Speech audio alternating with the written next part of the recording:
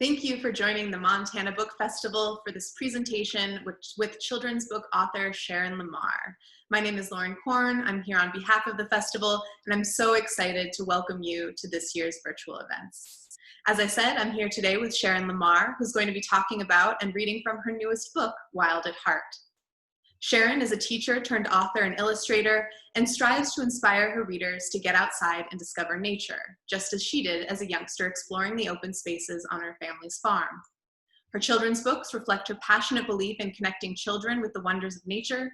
Her lovingly rendered watercolor illustrations reflect her fascination with the towering monuments, dazzling wildflowers, and diverse wildlife of Montana. She and her husband, Steve, also an author, make their home in Swan Valley, Montana. Her three previous children's books include Montana Moonshadows, a trek in the Swan Valley Forest, Mountain Wildflowers for Young Explorers, an A to Z guide, and Western Butterflies for Young Explorers, an A to Z guide.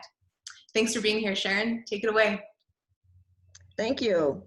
As Lauren said, I'm a former teacher. During my last years of teaching, I taught first grade at Big Fork Elementary. And one of my favorite activities with my students was to walk along the Swan River Nature Trail and look for butterflies or wildflowers or animal tracks during the winter. And it was my students' enthusiasm for the natural world that prompted me to start writing children's books. And I have always tried to involve children in the outdoors, trying to connect them with nature. And that seems to be even more important in today's world, where we're all about technology. And with my own children, when they were younger, we spent lots of outdoor time. And one of our favorite activities, of course, was to hike or backpack into the wilderness. And so I wrote this children's story to encourage other children to get out there and explore our public lands. You know, here in Swan Valley, we can practically walk out our back door and we can access public lands very easily. And the wilderness is very special to my heart and to the heart of my children and my family. And the two characters, the children in this story, are my children. And my son now has a wildlife biology degree, and he's a director of conservation at the local nonprofit. And so he has really taken to heart the outdoors and spends, his job is spent outdoors. And my daughter, who climbs a mountain in this story, she is still a mountain climber. And just last week, she climbed a mountain in the Mission Mountain Wilderness, which is where this story takes place. So let's begin the book. I have the book in front of me, and I'll start with the preface. One fine August weekend, my husband and I donned our heavy backpacks and herded our young children along the trail to Hemlock Lake in the Mission Mountain Wilderness. Our 8-year-old daughter carried a small backpack with her doll, books, and rain jacket. Our 5-year-old son was too big to carry and too young to hike very far. We took our time as we coaxed our children along, stopping to look at every little curiosity along the trail. Luckily, the huckleberries were ripe and plentiful along much of the trail. The anticipation of berries ahead was a good incentive to keep our kids moving from one huckleberry patch to another. At first glance, the pages within this book simply tell the story of our family's backpack trip into the wilderness. Upon closer examination, it reveals the timeless tale of the connection between nature and child. As you pore over the pages of this book, I hope it inspires you to head outdoors to discover the wonders of nature.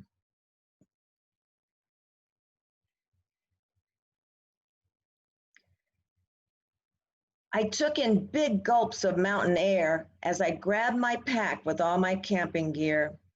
I wondered if I had the grit to hike all the way to Hemlock Lake.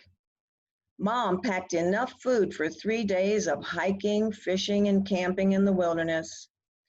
Dad's pack was loaded with the tent, camp stove, and sleeping bags. "Come on, Annie, let's go," yelled my brother Luke. He couldn't wait to get started. "Wait for me," I yelped.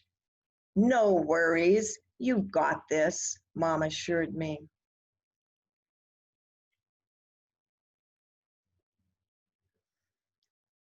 I sensed the rush of life around me as we headed into the wilderness. The sound of nature was music to my ears. The wind in the pines whispered to us. The squirrels chattered. The bees hummed as they tasted one flower after another. The mountain bluebirds greeted us from above. "I wish I were a bird so I could fly up the trail," I said.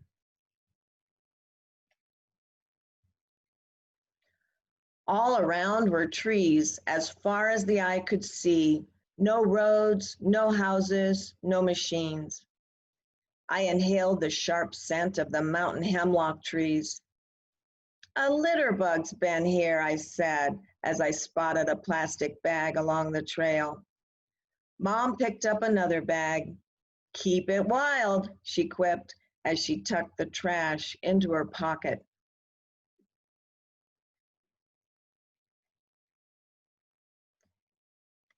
Dad thought of all kinds of games to keep us moving along the trail. In the follow the leader game, we copied Dad's moves. We went over rocks, around trees, and under the branches. The warrior game was the most exciting. Dad ran ahead and hid behind the trees. When Luke came near, Dad jumped in front and yelled, "On guard!" Instead of swords, they used sticks to defend their part of the trail. "Ready to quit?" Dad asked Luke. "No, let's do it again," he begged.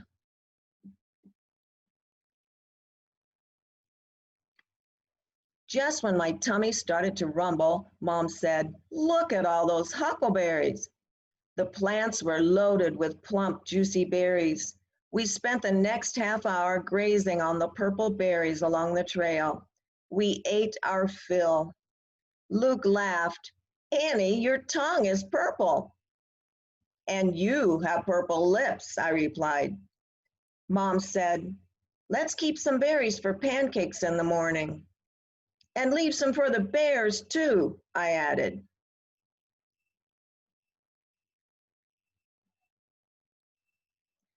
I heard the critter before I saw it. It came at me as I ducked and covered my head. "Yikes! A bee dive-bombed me," I shrieked. "It's just a little bird," laughed Luke. "No worries. It looks like a rufous hummingbird," said Dad. "Do you see its green crown?" The tiny hummingbird landed on my pack. Its feathers sparkled like jewels in the sun. "Look, it thinks your pack is a giant pink flower," said Mom. Too soon, the hummingbird spread its wings and flew to a patch of flowers. It darted from flower to flower with amazing speed. Perching on top of a pink fireweed, it lingered there a bit. Dad said, "Hummingbirds are a marvel of nature." When the hummer flew away, Mom said, "Time to hit the trail again." "Let's wing it," I said.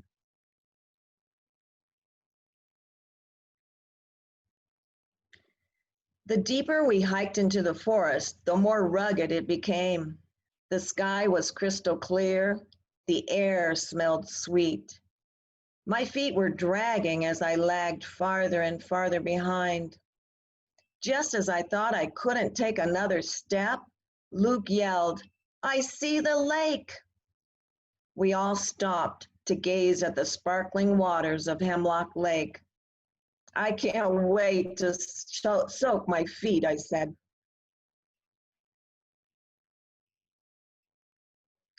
After we set up the tent, we grabbed our fishing gear and headed to the lake. We watched as Dad cast his fishing line back and forth over the water until the fly gently landed on the lake's surface. Suddenly, a cutthroat trout jumped high in the air, splashing water all around. Time stood still as the trout hovered in midair, as if it were teasing, catch me, if you can." Just then, Mom yelled, "Dinner's ready, come and get it." The mac and cheese never tasted so good. It was a comfort to hear the crickets chirping as twilight settled over the earth. Luke was tired after walking 4 miles on 5-year-old legs. He and Mom crawled into the tent to read a book by headlamp. I stayed up with Dad to watch the stars come out. "Look, you can see the Milky Way," Dad said. "How many stars are in our galaxy?" I asked. "There must be millions," Dad replied. Later, as I snuggled into my sleeping bag, I listened as a coyote sang a lonesome lullaby.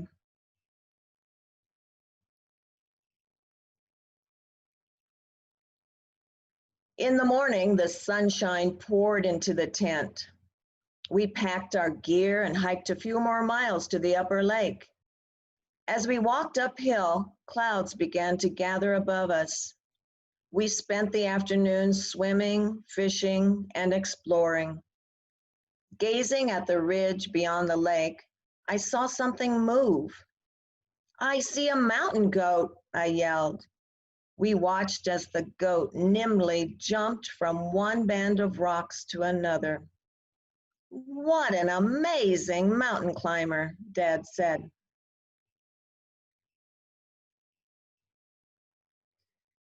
After dinner, I followed Dad on an old trail that led to the top of Hemlock Point. The higher we climbed, the darker the clouds became.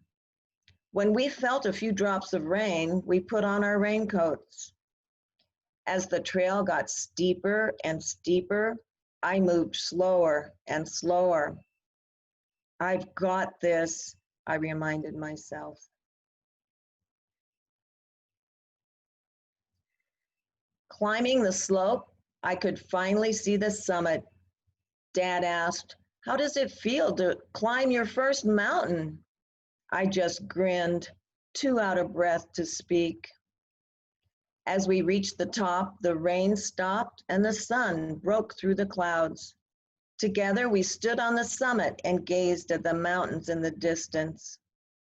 Far below, we spotted the glimmer of a glacial lake. We stood in awe as we watched a rainbow arc into the valley below. As I marveled at the beauty, something clicked inside me, and I felt my heart grow stronger. The end. Thanks so much for that, Sharon. That was beautiful. Those illustrations are wonderful. Thank you. It's Yeah. my hobby. Yeah, I'm curious, how do you go about writing a children's book like this? Are you writing and illustrating simultaneously? Are you solely writing first and then following up with illustrations? How does that process look like for you? You know, this story is a special one, and my husband is a journal keeper. He keeps the journals, and so we looked back at his journal to see, decades ago, how did that, what did we write down about the trip? And of course, we remembered many things. So I had the story already in my head, of course, and I thought to myself, well, I'll try to illustrate a few of the things and see if I can get that visual. And as I started painting, then the story came. And of course, I edited many times to try to get the words just right. So it came from the young girl, you know, what her point of view would be. And of course, I asked my daughter what she remembered. And of course, she remembers that rainbow arcing into the valley. And what she thought was, I wonder if the people down below can see this rainbow that we're seeing way up here. And it was just one of those trips that was so memorable. I thought it would be a good story to really highlight public lands and, you know, getting kids outdoors and into nature. Yeah, and as you said at the beginning of this video, that's so important right now, that people are finding the time and the open space to actually be outside. Yes, and now in 2020 with COVID-19, it does seem that people are getting out more. We noticed that here in our area in Swan Valley, that there are lots of people camping, and it's just a joy to see families, especially young families, getting out and enjoying the outdoor world. Yeah, and staying safe, I hope. And staying distanced, you bet. All right, Sharon. Well, with that, I want to thank you so much for joining us today. That was a wonderful reading, and like I said, beautiful illustrations. As a reminder of those two watching the video, you can purchase Sharon's book and books by other festival authors from Fact and Fiction Books at factandfictionbooks.com. You can also purchase Montana Book Festival merchandise at montanabookfestival.com, and there you can also donate so that we can continue our programming into the fall with our MBF Plus events. So thank you so much for joining us. See you next time. Thank you.